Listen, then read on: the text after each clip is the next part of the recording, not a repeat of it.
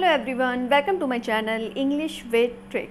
आज हम जिस राइटर की बायोग्राफी को पढ़ने वाले हैं उनका नाम है मुल्क राज आनंद। तो चलिए स्टार्ट करते हैं मुल्क राज आनंद की बायोग्राफी को, वो भी ट्रिक के साथ। तो सबसे पहले हम देखेंगे कि इनका बर्थ कहाँ हुआ था, इनके फादर का नाम क्या था, मदर का नाम क्या था, वाइफ का नाम क्या था, इनकी डेथ कहाँ हुई थी। देन हम एक छोटी सी स्टोरी सुनेंगे और फिर आपको एक एक चीज़ क्लियर हो जाएगी ट्रिक के साथ। ओके, तो देखिए सबसे पहले आता है इनका बर्थ। तो इनका बर्थ कहाँ हुआ था और कब हुआ था। तो इनका बर्थ हुआ था 12 दिसंबर 1905 इन पेशावर। पेशावर में इनका बर्थ हुआ था, जो पार्टीशन से पहले तो इंडिया में था, लेकिन पार्टीशन के बाद क्या हो गया, 1947 के बाद ये कहाँ चला गया, नाउ इन पाकिस्तान। ये पाकिस्तान का हिस्सा हो गया। ठीक है, तो इनका बर्थ हुआ था कब, 12 दिसंबर 1905। 1905 तक तो पार्टीशन हमारा हुआ नहीं था, हमारा पार्टीशन हुआ है 1947 में जब पाकिस्तान बना है। तो पेशावर कहाँ था, पहले इंडिया में ही था, लेकिन पार्टीशन के बाद वो हिस्सा कहाँ चला गया, आपका पाकिस्तान में चला गया। इनके फादर का नाम क्या था, इनके फादर का नाम था लाल चंद। क्या नाम था, लाल चंद। इनकी मदर का नाम देख लीजिए, इनकी मदर का नाम था ईश्वर कौर। क्या नाम था, ईश्वर कौर।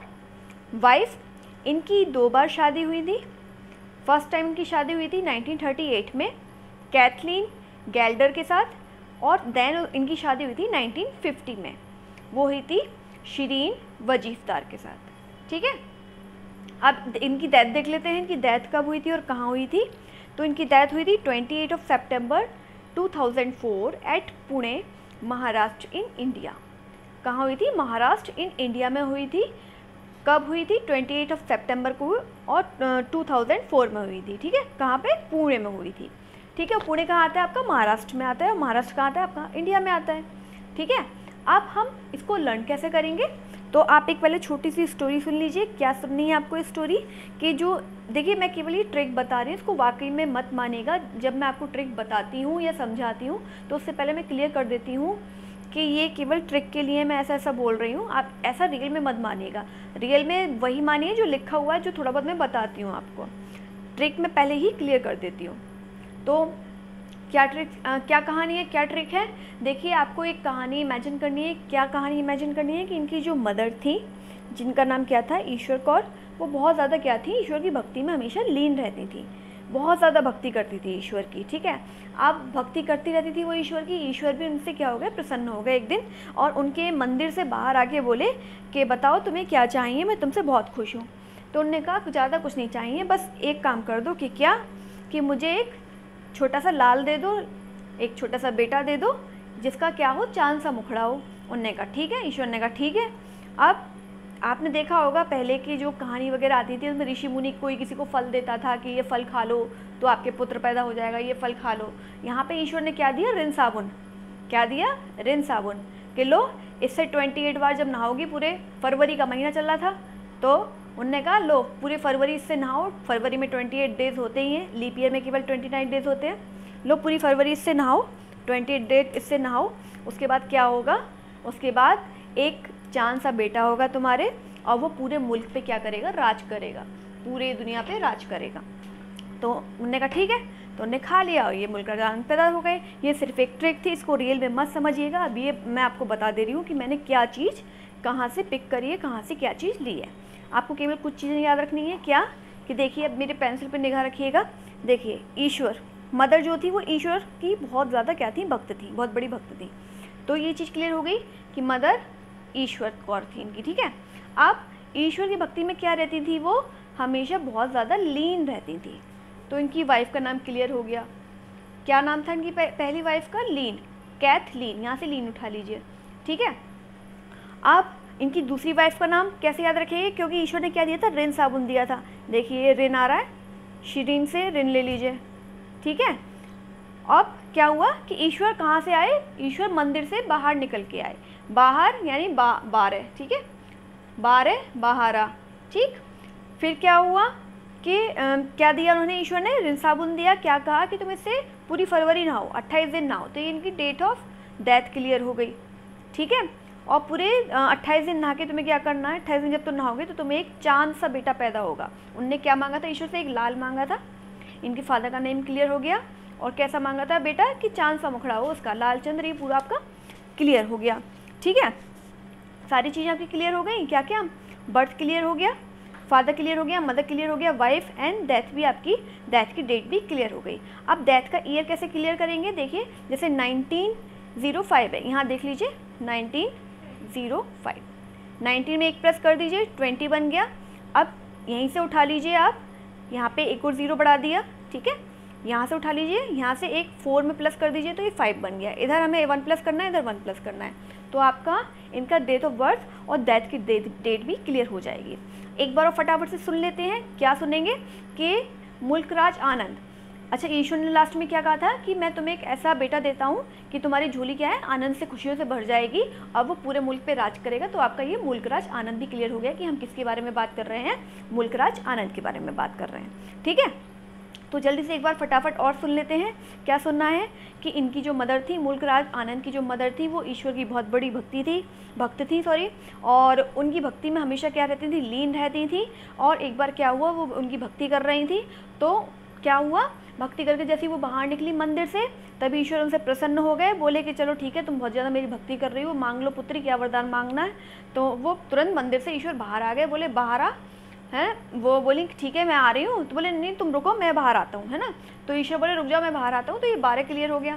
ठीक, अब क्या हुआ फिर, उसके बाद इनने मांगा वरदान, एक क्या वरदान मांगा कि मेरे को एक लाल पैदा हो जाए कि जिसका क्या हो, चांद सा मुखड़ा हो। उनने कहा ठीक है बेटा, तथास्तु। अब उनने जब तथास्तु बोल दिया तो उनने क्या निकाल के दिया, एक रिन साबुन निकाल के दिया, तो इनकी वाइफ भी क्लियर हो गई। उनने कहा लो पूरी फरवरी इससे नहाओ, जब इससे नहाओगी रिन साबुन से, तभी क्या होगा, एक बहुत ही ज़्यादा प्यारा सा तुम्हारा बेटा होगा, चांद सा मुखड़ा होगा जिसका, और उसका नाम क्या होगा, सॉरी वो किस पे राज करेगा, पूरे मुल्क पे राज करेगा, और तुम्हारी झोली क्या होगी, खुशियों से भर जाएगी, आनंद से भर जाएगी। तो ये केवल एक ट्रिक थी, इसको वास्तव में मत समझना, वैसे इमेजिनेशन भी करके भी देखो तो बहुत ज़्यादा हंसी आती है मेरे को, तो जब रिन साबुन दे रहे हो सोचो भगवान जी के लो इससे नहाओ, तो पर क्या है, हमें तो याद करना है ना भाई, कुछ ना कुछ तो करना ही पड़ेगा। ठीक, तो इस तरीके से इनका जो birth, father, mother, wife, death, ये सारी चीज़ें इनकी क्लियर हो जाती हैं। ठीक है, अब देख लेते हैं इनके बारे में कुछ इंपॉर्टेंट फैक्ट। देखिए फर्स्ट नंबर है कि he was born in a Hindu Kshatriya family. इनका जन्म हुआ था एक हिंदू क्षत्रिय फैमिली में हुआ था मुल्कराज आनंद का। ठीक, और सेकंड देखिए, सेकंड नंबर है हिज फादर लालचंद, इनके फादर का नाम क्या था, Lalchand, was a copper smith and work as a regimental head clerk in the British Indian Army. और इनके जो पिताजी थे वो हेड क्लर्क थे, कहाँ पे, ब्रिटिश इंडियन आर्मी के। ठीक है, ब्रिटिश इंडियन आर्मी के है क्या थे, ये हेड क्लर्क थे, और एक कॉपर स्मिथ भी थे। ठीक, नेक्स्ट पॉइंट पे आइए, पॉइंट नंबर 3। पॉइंट नंबर 3 क्या कहता है हमारा, इन 1921 में मुल्कराज आनंद जॉइन खालसा कॉलेज अमृतसर। मुल्कराज आनंद जो थे उन्होंने खालसा कॉलेज को ज्वाइन किया, जो कहाँ पर है आपका, अमृतसर में है। अब देखिए 21 की कहानी कुछ अलग ही होती है, मुझे ऐसा लगता है जब इन्होंने ये कॉलेज ज्वाइन किया था तभी इनको 21 में ही कि एक लड़की से प्यार हो गया था जो मुस्लिम थी, जिसका नाम था यास्मीन। ठीक है, आगे बताऊंगी इसके बारे में भी, तो इसको भी हम थोड़ा ट्रिक से याद करेंगे।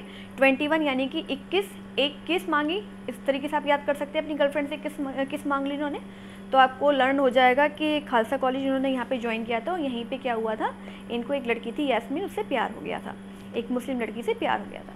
देखिए आगे यहाँ पे मैंने कर रखा है मेंशन, पॉइंट नंबर 4 हमारा, at Khalsa College he fell in love with a Muslim girl Yasmin who was already married. लीजिए साहब, सोने पे सुहागा, एक तो ये मुस्लिम थी, ठीक है, और ऊपर से पहले से ये मैरिड थी, ऑलरेडी मैरिड थी, तो इनको यास्मीन से क्या हो गया था, यहाँ पे प्यार हो गया था। नेक्स्ट पॉइंट देखिए, नेक्स्ट पॉइंट है हमारा point number 5। Yasmeen was the sister in law of his friend Noor Mohammad. देखिए इनके एक फ्रेंड थे जिनका नाम था नूर मोहम्मद, और यास्मीन क्या थी, उनकी सिस्टर इन लॉ थी। ठीक है, आई होप चीज़ें समझ में आ रही हो, क्लियर हो रही हो। नेक्स्ट पॉइंट पे आते हैं। नेक्स्ट पॉइंट क्या है हमारा, he wish to elope with her but could not. देखिए साहब, इन्होंने तो उनके साथ इलोव करना चाहते थे, भागना चाहते थे, किसके साथ, यास्मीन के साथ। कहाँ भागना चाहते थे, ये कश्मीर भागना चाहते थे। ये कहते थे कि चलो आओ भाग चलते हैं इन दुनिया वालों से दूर। कहाँ भाग चलें, कश्मीर की वादियों में। तो फिर क्या हुआ भाई, भैया ने प्लान तो बनाया था लेकिन इनका प्लान सक्सेसफुल नहीं हुआ। क्यों? जैसे ही यास्मीन ऑलरेडी मैरिड थी, उनके पति को पता चला, उसी रात सनम बेवफा पता चला जैसे ही इनके हस्बैंड को कि मेरा जो सनम है वो बेवफा हो रहा है, तो उन्होंने क्या कर दिया, उसका कत्ल कर दिया। और जो इनको बहुत ज़्यादा शौक लगा जिस इनकी मौत का, यास्मीन की मौत का, देखिए आगे लिखा भी हुआ है, one day his beloved was found dead, this event shocked him much. एक दिन उन्होंने क्या पाया, जिस दिन उनका भागने का प्लान था, क्या कि उनको मरा हुआ पाया यास्मीन को, और ये उनको बहुत ज़्यादा शॉक दे गया। मतलब बहुत ही ज़्यादा वो सोच रहे क्या हो गया भाई, हम तो भागने की फिराक में थे, अब किसके साथ भागें, क्या करें। ठीक है, नेक्स्ट पॉइंट पे आइए, पॉइंट नंबर आपका 7। In 1921 he was imprisoned for his participation in the civil disobedience movement. देखिए उस समय डिसओबीडियंस मूवमेंट चल रहा था, आपका जो असहयोग आंदोलन है वो चल रहा था, और उसमें इन्होंने पार्टिसिपेट किया था और इनको क्या हो गई थी, जेल भी हो गई थी। कब? 1921 में। अब देखो 21 कैसे याद रखना है, 21 में ही इन्होंने खालसा कॉलेज ज्वाइन किया था अमृतसर में। ठीक है, 21 में ही इनको यास्मीन से प्यार हुआ था, प्लानिंग करी थी भागने की कश्मीर, और 21 में इनको जेल हो गई थी। अब इन तीनों चीज़ों को मिला के हम ट्रिक से याद करेंगे। क्या ट्रिक बनाएंगे कि 21 यानी कि हिंदी में बोलेंगे 21, और एक किस इन्होंने क्या किया था, एक किस मांग ली थी यास्मीन से, जिसके कारण यास्मीन ने क्या कर दिया, पुलिस को फ़ोन मिला दिया और इनको जेल हो गई। इस तरीके से हम इसे रिलेट करके याद कर लेंगे। ठीक है, नेक्स्ट पॉइंट पे आइए। नेक्स्ट पॉइंट है हमारा पॉइंट नंबर 8। क्या कहता है हमारा point number 8? In 1924 he obtained the degree of BA from the Punjab university. Punjab university से इन्होंने क्या किया था, 1924 में क्या किया था, BA किया था। ठीक है, देन नेक्स्ट पॉइंट देखिए, in 1925 he move to England for higher studies. और 1925 में ये कहाँ चले गए थे, अपनी हायर स्टडीज़ को कंप्लीट करने के लिए कहाँ चले गए थे, इंग्लैंड चले गए थे। हायर स्टडी लेने के लिए कहाँ चले गए थे, इंग्लैंड चले गए थे। अब इसको कैसे याद करेंगे, इसको देखिए इस तरीके से याद कर लीजिए कि 25 यानी कि पर्ची, मैं आपको पर्ची बता चुकी हूँ पहले भी, पर्ची कुछ याद आ रहा होगा आपको, जब मैंने आपको हिस्ट्री ऑफ इंग्लिश लिटरेचर की एज कराई थी, 25% वाली कराया था, 25% की छूट चल रही थी किस पे, मिल्टन की बोतल पे, तो वही पर्ची यहाँ उठा लीजिए। क्या उठाना है आपको कि 1925 को उन्होंने पर्ची कटवा ली थी, कहाँ जाने की, इंग्लैंड जाने की। ठीक है, इस तरीके से ये आपको ये ट्रिक है, केवल वास्तव में पर्ची कटवाने नहीं गए थे। तो कब गए थे इंग्लैंड, 1925 में। नेक्स्ट पॉइंट देखिए, point number 10। Under the guidance of professor Dawes Hicks he joined PhD in philosophy. देखिए प्रोफेसर डॉस हिग्स की जो गाइडेंस में इन्होंने ज्वाइन करी PhD, और कौन से सब्जेक्ट में, फिलॉसफी में। किसके अंडर में रह के, डॉस हिग्स के अंडर में रह के इन्होंने क्या किया था, PhD अपनी पूरी करी थी फिलॉसफी से। ठीक है, नेक्स्ट पॉइंट पे आइए। नेक्स्ट पॉइंट है हमारा point number 11। During 1930s and 1940s he was very active in politics and spoke regularly at the meeting of Indian league. ये 1930 के और 40 की तरफ ना ये बहुत ज़्यादा क्या पॉलिटिक्स में इनका इंटरेस्ट आ गया था, और ये काफ़ी बोलते भी थे। इंडियन लीग उस समय चल रहा था तो उसमें काफ़ी मीटिंग्स में ये बोलते भी थे। ठीक है, नेक्स्ट देखते हैं। नेक्स्ट पॉइंट है हमारा point number 12। He was deeply influenced by Mahatma Gandhi. Mahatma Gandhi से बहुत ज़्यादा क्या थे, प्रभावित थे। कौन? Mulkraj Anand. Next point, point number 13। Point number 13 क्या है हमारा, he came to Sabarmati Ashram in 1932 and stay with Mahatma Gandhi for 3 months। ये साबरमती आश्रम आए थे और महात्मा गांधी के साथ कितने टाइम रहे थे, 3 months रहे थे। कब, कौन सी ईयर में, 1932 में, है ना। 32, अब इसको कैसे याद करेंगे, 32, तो ये 32 दांत दिखा रहे थे, महात्मा गांधी के पास आके बहुत ज़्यादा खुश हो गए थे। क्यों? क्योंकि ये पहले से ही इनसे प्रभावित थे, इनसे बहुत ज़्यादा इन्फ्लुएंस थे, और उनके पास आके बहुत उनका खुशी का क्या नहीं रहा, ठिकाना नहीं रहा। तो 32 के 32 दांत हमेशा दिखाते रहते थे। इस तरीके से इस ट्रिक से आप इसे लर्न कर सकते हैं कि ये साबरमती आश्रम कब आए और महात्मा गांधी के साथ कौन सी ईयर में रहे, ये कितने मंथ रहे, 3 month रहे। ओके, नेक्स्ट पॉइंट है हमारा point number 14। He met actress Kathleen Van Gelder in London and they married in 1938। देखिए मैंने आपको पहले भी बताया था, जब इनकी वाइफ मैं आपको याद करवा रही थी कि ये जो कैथलीन थी, इनसे ये मिले थे लंदन में, और कब मिले थे, 1938 को मिले थे। ठीक है, और वहीं इनसे क्या हो गया था, प्यार हो गया था। ये एक बहुत अच्छी एक्ट्रेस थी और इनने क्या कर ली थी, शादी कर ली थी। कब कर ली थी शादी, 1938 में। ठीक है। They have a daughter named Sushila, इन दोनों की एक बेटी थी जिसका नाम क्या था, सुशीला था।